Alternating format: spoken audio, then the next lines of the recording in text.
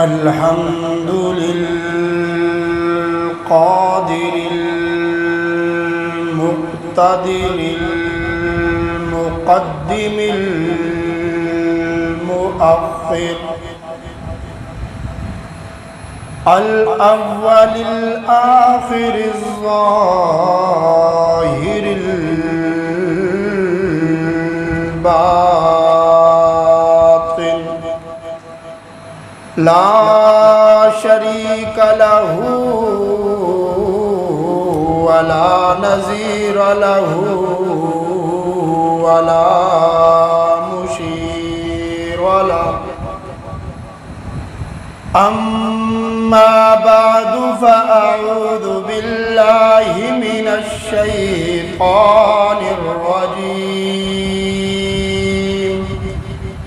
بسم الله الرحمن الرحيم.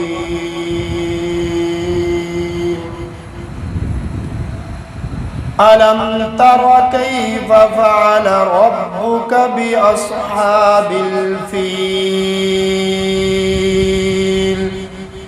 ألم يجعل كيدهم في تضليل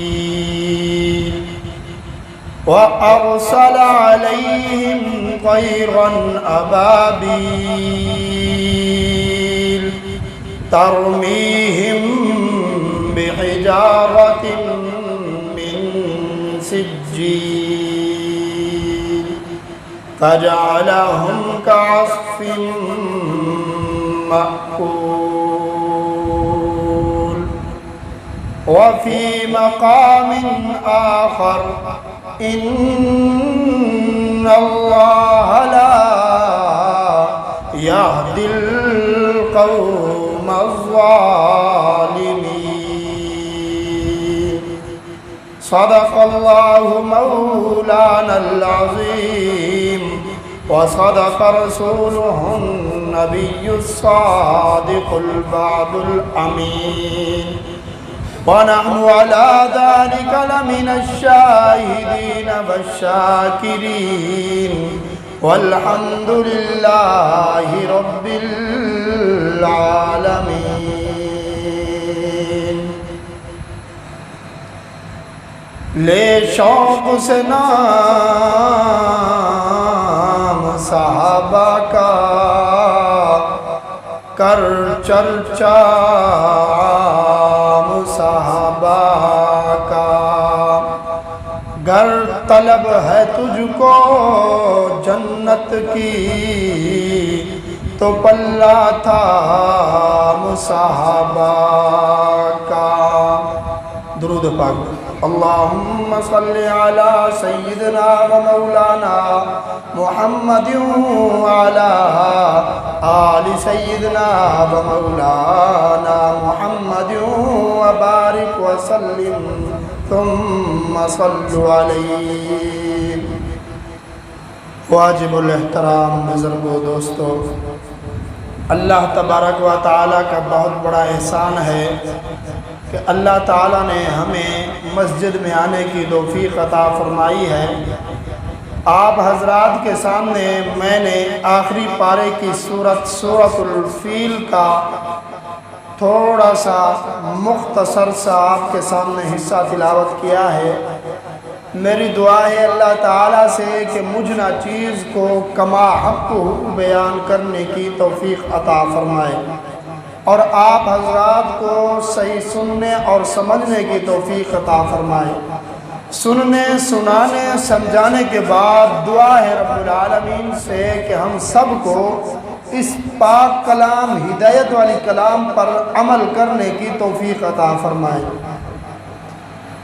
اسی طریقے سے یہ جو سورت ہے اس کا نام سورۃ الفیل رکھا گیا ہے.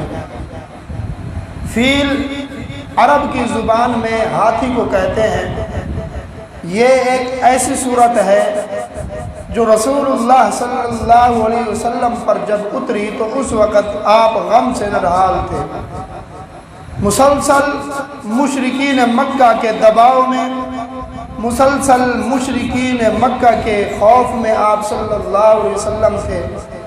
اور ان کا ارادہ یہ تھا مشرکین مکہ کا کہ رسول اللہ صلی اللہ علیہ وسلم کی جو تعلیمات ہے، آپ کا جو دین ہے وہ ختم ہو جائے گا، لیکن اللہ تعالیٰ نے پہلے فرما دیا محبوبم آپ کے دین کی اور آپ کی میں نے خود حفاظت کا ذمہ لیا ہے، آپ کا دین بھی رہے گا اور آپ کی نبوت قیامت کی صبح تک روز روشن کی طرح عیاں رہے گی، لہٰذا آپ فکر نہ کریں۔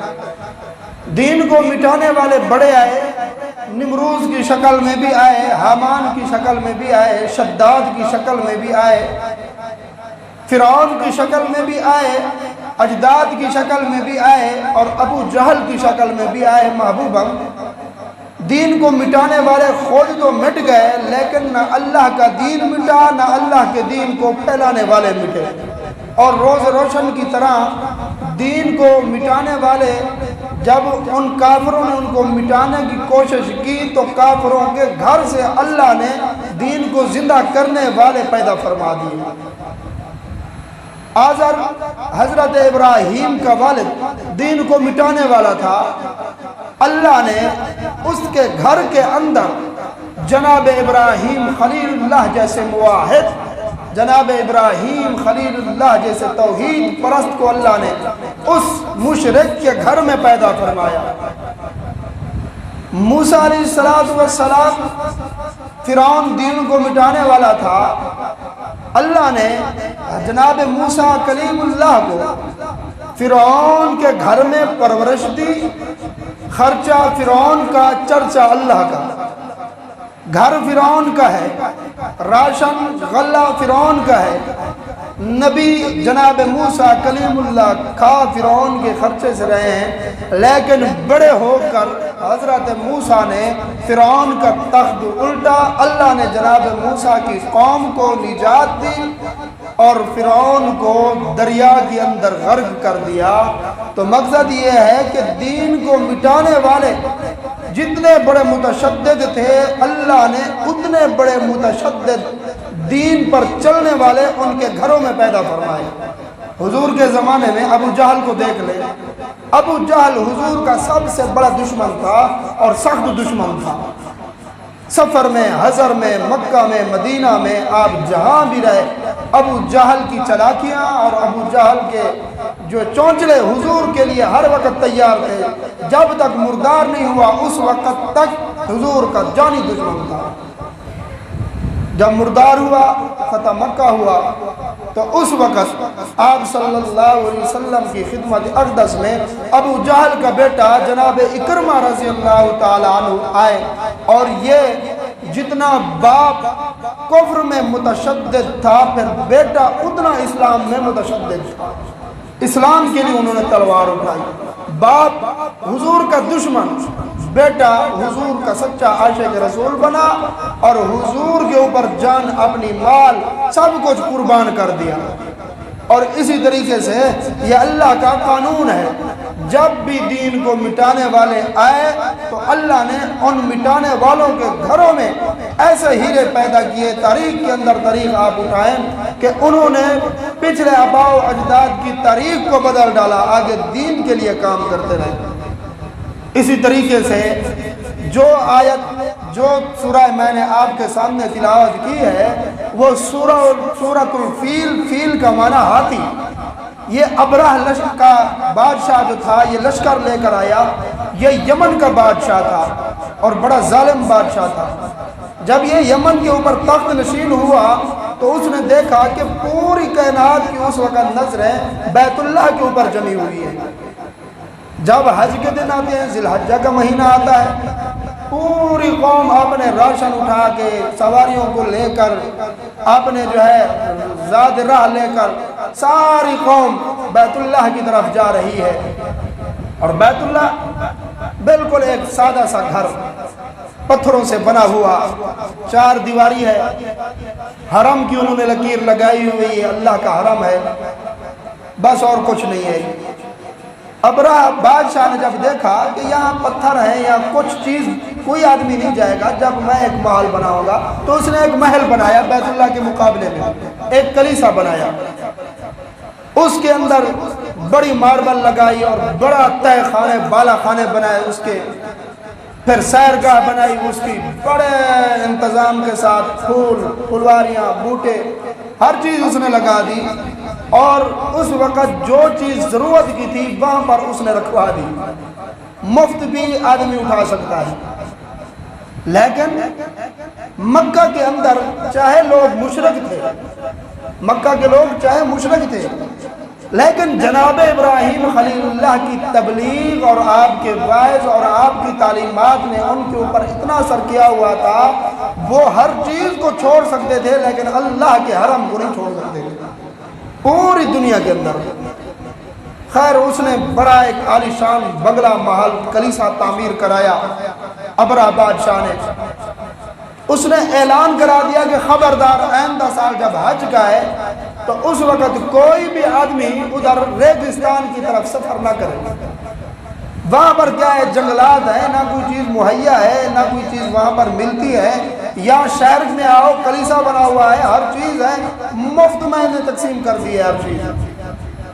اس وقت عرب کے لوگ جو تھے ان کو تھوڑا غصہ بہت زیادہ آیا۔ انہوں نے کہا جتنا بھی یہ بلڈنگ محل بنا دے، سنگ مرمر لگا دے، طرح طرح کے بلب دیے جلا دے، لیکن قسم اٹھا کر کہتے ہیں کہ جتنی شان اللہ کے گھر بیت اللہ کی ہے اتنی اس کی نہیں ہے، کیونکہ وہ بنانے والا ایک پیغمبر ہے، مزدور بھی پیغمبر، مستری بھی پیغمبر، بنانے والا ابراہیم خلیل اللہ اور نیچے پتھر اٹھانے والا اسماعیل ذبیح اللہ۔ یہ تو ان مستری پیسے لگوا کر، انہوں نے تو کوئی مزدوری بھی نہیں لی۔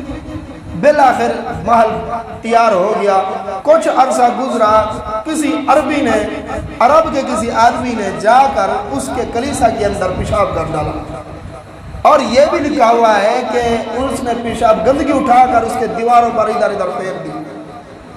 صبح کے وقت جب دربان ہے، اس کے مجاور ہے، انہوں نے آ کر دیکھا کہ یہ تو بالکل غلاظت لگی ہوئی ہے، بادشاہ کے محل کی اتنی توہین ہو گئی ہے۔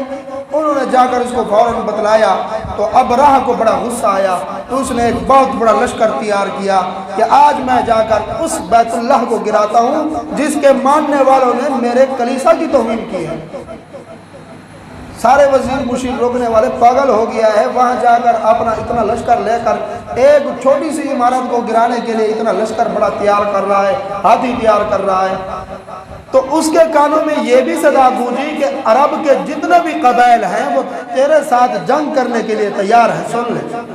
تو اس نے ایک بہت بڑا لشکر جو ہے تیار کیا، یمن سے نکلا۔ یمن سے جب نکلا تو راستے کے اندر بڑے بڑے عرب کے قبائل نے اس کے ساتھ جنگ کی، لیکن وہ ہار گئی، شکست، کیونکہ ایک بہت بڑا لشکر تھا، 7 ہاتھی لے کے آ رہا تھا۔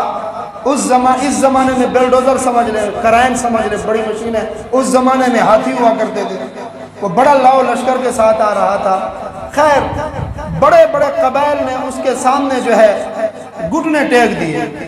ابرہہ کا لشکر بڑھ رہا تھا، دن بدن بڑھ رہا تھا، دن بدن بڑھ رہا تھا۔ بالآخر ایک مقام پر آ کر یہ ٹھہرا، وہاں پر انہوں نے کچھ اپنے منشورات جو ہے، اس کو پتا تھا کہ جو عرب مکہ میں بیٹھے ہیں یہ سب سے بڑے خونخوار اور جنگجو ہیں، بہادر ہیں، یہ کسی کے سامنے آج تک انہوں نے تلواریں نہیں پھینکی۔ یہ ابو جہل والی پارٹی جتنی بھی مکہ کے اندر تھی، حضور کا خاندان یہ ایک بڑا بہادر خاندان تھا، اور جنگجو اتنا تھا کہ پوری اس وقت قبائل ان سے لڑتے تھے، ان سے ڈرتے تھے۔ اس نے اپنے جو ہے نشو نما کیا، انہوں نے کہا کہ سب سے پہلے ہم نے ان کی معیشت پر حملہ کرنا ہے۔ دشمن کا کام بھی یہی ہوتا ہے کہ سب سے پہلے جس کو کمزور کرنا ہو نا، اس کی معیشت پر وہ وار کرتا ہے۔ 2 روپے کی چیز ہوتی ہے وہ 7 روپے کی کر دیتے ہیں، معیشت کی۔ اسی طرح پھر معیشت پر جب حملہ کریں گے تو خود بخود آدمی کمزور ہوگا، پھر جنگ کر نہیں سکے گا، کھا نہیں سکے گا، تو جنگ کیا کرے گا۔ اس نے پہلا کام یہی کیا کہ ان کی معیشت پر ضرب لگائی جائے۔ انہوں نے کہا بھی کیسے معیشت پر؟ تو سب نے کہا کہ جتنے بھی مکہ کی وادی کے اندر اونٹ چل رہے ہیں نا، سارے کے سارے اونٹوں کو گرفتار کر لو، پکڑ لو، پکڑ کر اپنی طرف بھیجو۔ تو انہوں نے یہ سارا نظام طے کیا۔ بالآخر مکہ کی وادی کے اندر ایک بہت بڑا اجر چل رہا تھا اونٹوں کا، انہوں نے وہ پکڑ لیا، اور باہر سے کوئی تجارت کا قافلہ مکے کی طرف نہیں جانے دیتے تھے، راستے میں بیٹھ گئے۔ تو تو مکے والے لوگ بڑے پریشان ہوئے. حضور کے دادا ختم المرسلین کے دادا محمد الرسول اللہ کے دادا جناب عبد المطلب وہ اس وقت حالات شرک مشرک میں تھے, حالات کفر میں, لیکن حضرت ابراہیم کی وہ تعلیمات پر عمل کر رہے تھے کیونکہ حضور اس وقت پیدا نہیں ہوئے. عبد المطلب جو ہے اس کو پتہ لگا کہ ہماری معیشت پر ضرب لگا رہا ہے ابرا, اور اس نے ہمارے اونٹ بھی پکڑ لیے ہیں, چلو باہر سے کوئی غلہ نہ آئے, باہر سے کوئی چیز نہ آئے, آپ نے جانور ہیں, نمک مرچ نہیں ہے تو خالی اکال کر ہی کھا لیں گے, خالی ہی کھا لیں گے, لیکن اس نے تو اونٹ ہی پکڑ لیے ہیں, ہم اب کیا کھائیں ذبح کر کے. بالآخر عبد المطلب نے پوری قوم کو بلایا, انہوں نے کہا خبردار قریش, ہم اپنے گھروں کی حفاظت کریں گے, یہ جس کا گھر ہے وہ خود حفاظت کرے گا, ہم کمزور ہیں, ہم اس کے سامنے نہیں لڑ سکتے. سن لو قریش, ہر آدمی اپنے بچوں کو لے کر گھر میں چلا جائے, گھر میں بیٹھ جائے. یہ اللہ کا وعدہ ہے, اللہ نے پہلے بھی اپنے دشمنوں کو نیست و نابود کیا ہے, اور ہمارا آج بھی ایمان ہے کہ آج اس ابرہہ کو بھی اللہ تعالیٰ اسی طرح نیست و نابود کرے گا جس طرح اللہ نے فرعون کو نیست و نابود کیا. عبد المطلب چلے, ساری قوم قبائل جو ہے وہ اس وقت کیونکہ سردار تھے عبد المطلب, سارے بنو ہاشم کے بھی, قریش کے بھی, بنی مدلج کے بھی, سارے قبائل کے سردار عبد المطلب تھے, اور مکہ کے متولی بھی عبد المطلب تھے. بات مانی جاتی تھی, سارے قبائل گھر چلے گئے. عبد المطلب گئے اپنے اونٹوں کا سوال کرنے, جا رہے ہیں حضور کا دادا, اور علماء نے یہ بھی لکھا ہے کہ جناب عبد المطلب کو اللہ نے اتنا حسن دیا تھا, اتنا حسن دیا تھا, آدمی دور سے پہچان جاتا تھا کہ یہ مکہ کا سردار عبد المطلب آ رہا ہے. کیوں نہ حسن ہو, یہ آخری امام الانبیاء صلی اللہ علیہ وسلم کا دادا. جب حضور کا اتنا حسن تو حضور کے خاندان میں حسن نہیں ہوگا. ہاں مشرک بت پرستی وہ اور بات ہے, لیکن حسن تو ہے نا, حضور کی برکت تو ہے نا کچھ نہ کچھ. بالآخر عبد المطلب نے جب ابرہہ نے دیکھا کہ ایک آدمی آ رہا ہے اور بڑا ڈیل و ڈول والا پگڑی باندھی ہوئی ہے اور تہبند باندھا ہوا ہے اور ہاتھ میں تلوار ہے آ رہا ہے, تو کسی نے کہا لگتا تھی ہے متولی کعبے کا. تو ایک آدمی نے کہا کہ یہ لگتا نہیں ہے, یہ ہے, یہ مکہ کا سردار ہے, یہ تمام قبائل کا سردار عبد المطلب ہے. بالآخر ابرہہ جو تھا وہ کھڑا ہو گیا, استقبال کے لیے کھڑا ہو گیا. جناب عبد المطلب کے استقبال کے لیے بلایا گیا, آ جائے آگے آ جائے, اپنے تخت پر بٹھایا. انہوں نے کہا جی سردار کیسے آنا ہوا, آپ یعنی کہ تلوار ہماری قدموں میں ڈالنے آئے ہیں. تو جناب عبد المطلب نے کہا کہ جب سے میں پیدا ہوا ہوں اس دن سے لے کر آج تک میں نے تلوار کسی کی قدموں میں نہیں ڈالی. دوسری بات یہ, ہم تیرے ساتھ جنگ نہیں کریں گے, تیرے ساتھ ہم جنگ نہیں کریں گے, ہم اپنے گھروں کی حفاظت کریں گے. خبردار ابرہہ, ہمارے گھروں کی طرف تو نے آنکھ اٹھائی آنکھیں نکال دیں گے. باقی تو نے بیت اللہ کی طرف حملہ کرنا ہے, وہ کھڑا ہے بیت اللہ, میں بیت اللہ کا سوال کرنے نہیں آیا. وہ جس کا گھر ہے وہ جانے اور گھر والا جانے, میں اپنے گھر کا ذمہ دار ہوں, میں اپنے گھر کی حفاظت کروں گا, یہ جس کا گھر ہے وہ حفاظت کرے گا. کیسے آنا ہوا, تو نے میرے اونٹ پکڑ لیے ہیں, فلہٰذا تیری نوازش اور مہربانی ہوگی, ہمارے اونٹ واپس کر دے, ہمارے بچے بھوکے ہیں. انہوں نے کہا بڑی بات ہے, میں نے تو سمجھا تو میرے پاس معاہدہ کرنے آیا ہے, تو خود ہمیں بیت اللہ دے گا, تو اونٹوں کا سوال کرنے آیا ہے. انہوں نے کہا میری چیز ہے, میں اپنی چیز کا سوال کروں گا, یہ جس کی چیز ہے وہ تیرے ساتھ سوال و جواب کرے گا, فلہٰذا تو میرے اونٹ چھوڑ دیتے.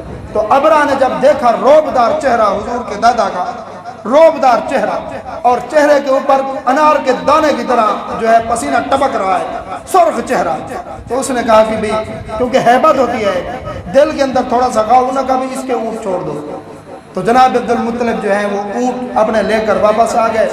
تو ابرہہ نے کہا کہ اب تو قریش نے ہتھیار ڈال دیے ہیں, فلہٰذا اب ہم بیت اللہ کے اوپر حملہ کرتے ہیں اور اس کو گرا کر واپس چلے جاتے ہیں. ابھی یہ باتیں ہو رہی تھی, اللہ تعالیٰ نے جناب عبد المطلب وادی میں گئے. یہ آیا ہے بات کہ وہ مشرک تھے, بت پرستی کرتے تھے, لیکن جب ان کے اوپر مشکل آتی تو اس وقت اللہ کو پکارتے تھے.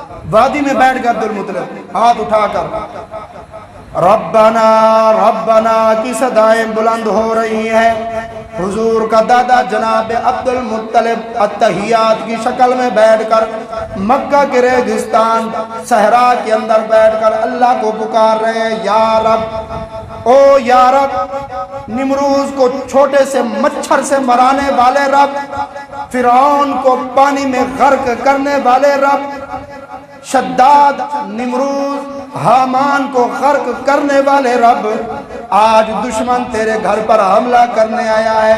او رب، ہم کمزور سہی، ہم دانا سہی، لیکن اپنے گھر کی حفاظت کرا دے، کیونکہ اگر تیرا گھر گر گیا تو قریش کی عظمت بھی ختم ہو جائے گی۔ لوگ کہیں گے دیکھو کتنا بڑا قبیلہ عبد المطلب کا، قریشی بھی، ہاشمی بھی، مدلجی بھی، سارے اکٹھے ہو کے ایک اللہ کے گھر کی حفاظت نہیں کر سکے۔ یا رب، ہم کمزور ہیں، ہم کمزوروں کی فریاد رسی کر اس ظالم کو سبق سکھلا دے۔ حضور کا دادا دعا کر رہے ہیں، ابھی دعا کے ہاتھ منہ پر نہیں پھیرے، اللہ نے ایک غول بھیج دیا ابابیلوں کا۔ سمندر سے پرندے آئے، صف بنا کر آئے، قطار بنا کر آئے، چونچ میں بھی کنکر، پنجوں میں بھی کنکر۔ علماء نے لکھا ہے 3 کنکر تھے ایک پرندے کے اندر، 3۔ ایک نے لکھا، تفسیر ابن جریر علامہ طبری رحمۃ اللہ علیہ نے لکھا کہ تینوں کنکر چونچ میں تھے، لیکن باقی والوں نے لکھا ہے، ابن کثیر والے نے، کہ 3 کنکر تھے، ایک چونچ میں 2 پنجوں میں۔ آ رہے ہیں، صفوں کے صف بنا کر آ گئے اوپر، اور کنکر چھوڑا اس ابرہہ کے لشکر پر۔ اس سے پہلے وہ اٹھا اس جگہ سے کہ چلے اب حملہ کرے، اس کے ہاتھی بیت اللہ کی طرف بڑھ ہی نہیں رہے تھے۔ جتنے ان نے ٹونچے ماری ہاتھیوں کو، جتنا ورغلایا، جتنا مارا، ہاتھیوں نے بس ہی کر دی، بیٹھ ہی گئے۔ جب ان کو پیچھے کی طرف لے کر جاتے، گھر کی طرف، اپنے ملک کی طرف، تو وہ دوڑ کر بھاگتے تھے۔ جب بیت اللہ کی طرف موڑتے تھے تو وہ اٹھتے نہیں تھے، بالکل وہاں قدم بڑھتے ہی نہیں تھا ان کا۔ جب اس کا ظلم ہاتھیوں پر ہونے لگا، اللہ کی مخلوق پر ہونے لگا، تو اس وقت پھر اللہ نے پھر مخلوق بھیج دی۔ ابابیل پرندے آئے اور آ کر انہوں نے وہ گولے برسائے، اور گولا ابابیل پرندے کے چونچ میں کتنا کنکر ہوگا، بالکل ایک مختصر چھوٹا سا کنکر۔ جب ان پرندوں نے وہ کنکر چھوڑے تو آج کے دور کے اندر ایٹم بم اتنا اثر نہیں دکھائے گا جتنا ان چھوٹے معصوم پرندوں کے کنکر نے اس وقت ابرہہ کے لشکر پر اثر دکھایا۔ چھوڑتے تھے، آدمی کو لگتا تھا اور نیچے سے نکل کر زمین میں پیوست ہو جاتا تھا۔ اور قرآن کہتا ہے کہ فَجَعَلَهُمْ كَعَصْفٍ مَأْكُولٍ، اسی طرح کر دیا آدمیوں کا بھی، ہاتھیوں کا بھی، کہ جس طرح جانور کوئی چیز کھائے پھر اپنے منہ سے نیچے نگل دے، بھوسا بنا دے، تو مفسرین نے لکھا ہے کہ اسی طرح انہوں نے ابابیلوں کے پتھروں نے اس کے لشکر کا بھوسا بنا دیا، ریزہ ریزہ کر دیا۔ اور اس کے 2 ہاتھی تھے، ایک بہت بڑے ہاتھی جو بیت اللہ کی طرف بڑھ نہیں رہے تھے، وہ دونوں نابینا ہو گئے، اور وہ ان ہاتھیوں کو وہیں پر چھوڑ کر بھاگا۔ اور ابرہہ پر اللہ نے ایک عذاب نازل کیا، اور وہ عذاب کیا تھا کہ اس کے اعضاء جو ہے وہ برف کی طرح کھر رہے تھے، گل رہے تھے۔ اسی طرح گلتے گلتے اس کو لے گئے یمن کے اندر، ایک بڑا شفا خانہ تھا، وہاں پر تمام طبیبوں نے، حکیموں نے کہا یہ نہیں بچ سکتا، یہ بیماری ہماری سمجھ میں بھی نہیں ہے۔ تو بالآخر ابرہہ جو تھا وہ اسی طرح گل سڑ کر سب پورے لشکر میں سے اس ابرہہ بادشاہ کی بڑی بھیانک موت آئی، اور دردناک کربناک موت آئی، اور وہ مر گیا۔ اس کے 50 دن بعد، ٹھیک 50 دن بعد، مکہ کے در یتیم جناب محمد الرسول اللہ صلی اللہ علیہ وسلم کی ولادت باسعادت ہوئی۔ اور صحابہ اکرام فرماتے ہیں یہ اصحاب فیل والا واقعہ حضور صلی اللہ علیہ وسلم کا دنیا میں آنے کا معجزہ تھا۔ اس لیے حضور کے آنے سے پہلے، یعنی کہ 50 دن پہلے انہوں نے حملہ کیا، پھر اللہ نے 50 دن بعد حضور کی نبوت کا ظہور فرمایا۔ آپ صلی اللہ علیہ وسلم دنیا میں تشریف لے آئے۔ تو یہ صورت اللہ نے اس وقت نازل کی جب رسول اللہ صلی اللہ علیہ وسلم غم زدہ تھے۔ اللہ نے فرمایا محبوبہ میرے اس بیت اللہ کو گرانے کے لیے ابرہ کا بڑا لشکر آیا، وہ بھی لوہے کے چنے چاپ کر گیا، یہ ابو جہل کی کیا مجال ہے تیرے دین کو، میرے اسلام کو ختم کر دے۔ محبوبم انہوں نے بھی قسم اٹھائی ہے، میں نے بھی قسم اٹھائی ہے، ان کو میں تباہ و برباد کر دوں گا۔ محبوب تیرا دین قیامت کی صبح تک روز روشن کی طرح عیاں رہے گا۔ وما علیکم۔